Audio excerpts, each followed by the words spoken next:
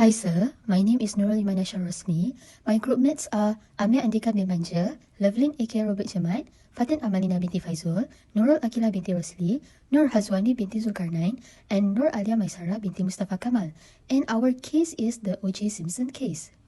Oriental James Simpson, also known as O.J. Simpson, is a former American football player and actor.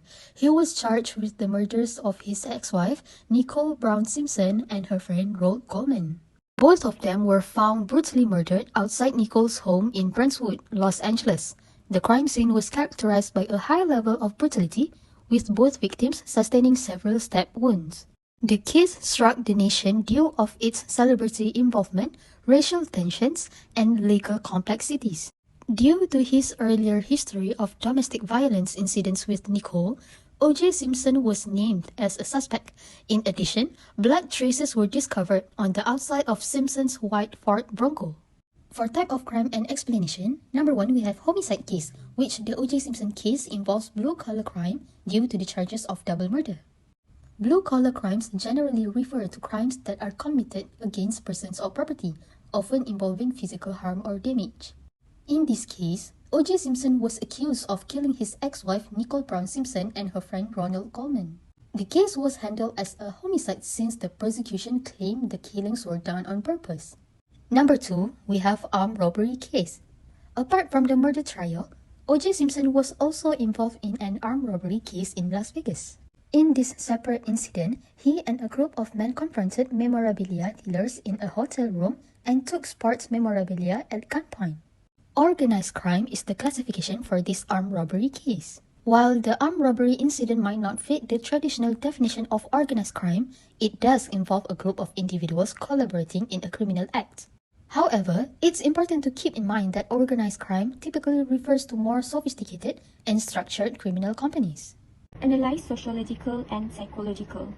In this case, we connect the psychological reasoning of the crime with tripartite model of personality.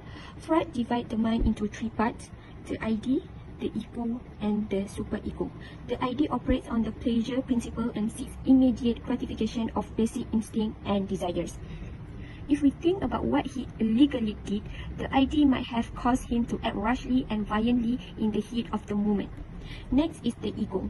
The ego operates on the reality principle and mediates between the ID's desires and the external world. He might have had trouble balancing his goals and feelings with the facts and law. Next is the superego. The superego represents our internalized moral values and social norms, as well with neutralization theory, which is denial in injury, which is guilt and social expectations do play a role in his decisions, especially considering his status as a public figure. The ID may have represented O.J. Simpson's instinct and primordial wants in the circumstances of the case. Also, the ego in the sentence could be interpreted as Simpson's attempts to control the circumstances he found himself in. Next is, in Simpson's case, the superego could be explored in terms of his moral compass and how it influenced his action. Guilt and social expectation do play a role in his decision, especially considering his status as a public figure. The concept of denial may be connected to O.J. Simpson's reaction to Nicole Brown Simpson and her friend's Ronald Coleman injuries in the context of the O.J. Simpson case. In psychoanalytic theory, denial is a defense strategy that involves rejecting reality or the truth of the circumstance. In the course of the trial, Simpson's defense team contended that there was no concrete evidence connecting him to the killings and that he did not commit them.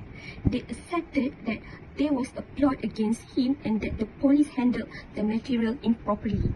In this course of the trial, this defense tactic could be viewed as an attempt by Simpson and his legal team to deny the charge against him. So next I'm going to explain my point, which is how to prevent this type of crime to happen again another time among the society. So firstly, we can strengthen and tighten weapon license through stricter laws, as it can contribute to enhance public safety. So how? Okay, by implementing more rigorous background checks, psychological evaluations, and mandatory training, potential risks associated with firearm ownership can be minimized. This approach ensures that only responsible and qualified individuals have access to weapons. This can reducing the likelihood of misuse or accidents. So next, the community can help to spread the awareness by encourage the others about the seriousness of kidnapping issues. So by providing education and information, we can empower people to take preventive measures and respond effectively if they find themselves in a potential risky situation. Other than that, we can educate the kids or the children about stranger dangerous behaviors, or maybe how to seeking help if they potentially was in risky situation. Because these lessons empower the children with the knowledge and skills that they need to navigate their work more confidently and securely.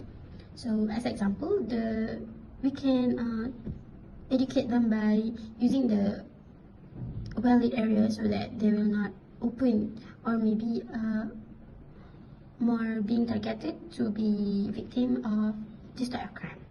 Lastly, boost confidence in responding effectively to potential threats. This is essential for personal safety and well-being.